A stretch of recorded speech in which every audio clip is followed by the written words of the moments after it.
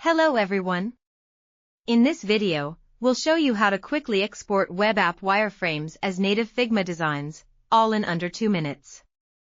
We have already created a web app dashboard wireframe inside the editor. Click on the wireframe, go to Export, and select Export to Figma. If the wireframe contains images, enable the Include Images toggle so they are exported as well. Then click Start Export, and the wireframe data will be automatically copied to your clipboard. Next, click Open Figma. If the MockFlow Figma plugin is not installed yet, install the plugin first.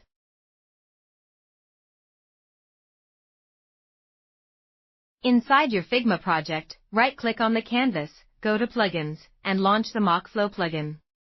Then paste the copied wireframe data into the plugin.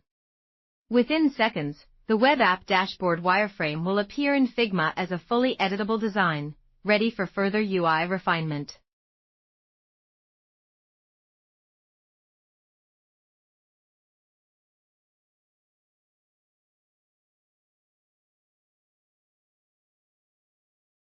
And that's how easily you can export your web app wireframes from MockFlow to Figma, helping you move from wireframes to pixel-perfect designs.